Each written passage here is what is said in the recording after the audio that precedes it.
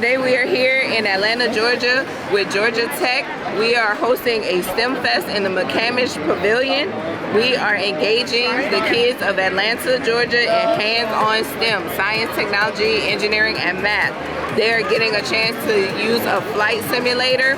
They're flying drones. They're exploring the stars and space in the Star Lab. They're even riding a hovercraft. Our K2 kids are having a blast making their own boats and having fun in water with buoyancy and density, as well as their own earthquake simulation. To Georgia Tech.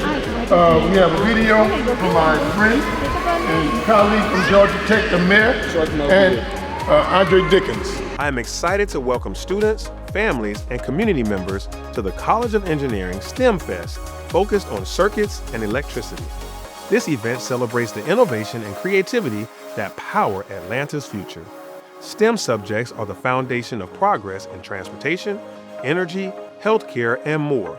The curiosity you explore today is the start of tomorrow's solutions. The City of Atlanta and Georgia Tech invest in young people because you are the future leaders, engineers, and problem solvers. Ask questions, try new things, and imagine what you can create. If I could start as a curious student here in Atlanta, become an engineer, and now serve as your mayor, then there is nothing you cannot achieve if you set your mind to. Times acceleration. So an example of this is the mass of these balls, time multiplied by how fast it's going equals the force, right? The force is going to spread through these balls and cause this one to go forward because there's nothing for the force here to spread. Well, as a public institution, it is incredibly important for Georgia Tech to make sure that we are serving our public and that we are doing our duty as an institution to bring individuals into this important field. And so we have set a goal to be a part of the fabric of our city and our state, and this is just one way to do that. And we've been working on that for decades, but we are now accelerating that effort. That's because there's not enough light powering them. But in the mornings and daytime, that's why we have power. But if we block it during the nighttime and there's no power, but we turn on the batteries, there's still light. First, Mommy cut it out, the paper, and I put the popsicle stick in, and then we stick it in the foam, and we put the go in the water, and below we have our straws, and we blow the.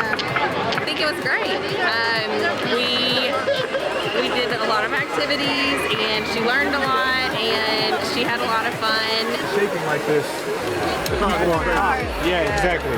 Might have to deal with some different things. So suspension bridges themselves are more long-lasting than maybe regular types of bridges, especially in places with earthquakes, floods, and hurricanes and things like that.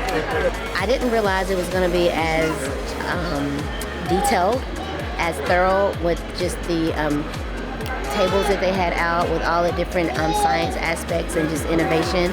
I didn't realize that they could do all this for free. I think that's good, and I see that there's a lot of partners that they have to help support what they're doing to keep it ongoing. So that's what I noticed most.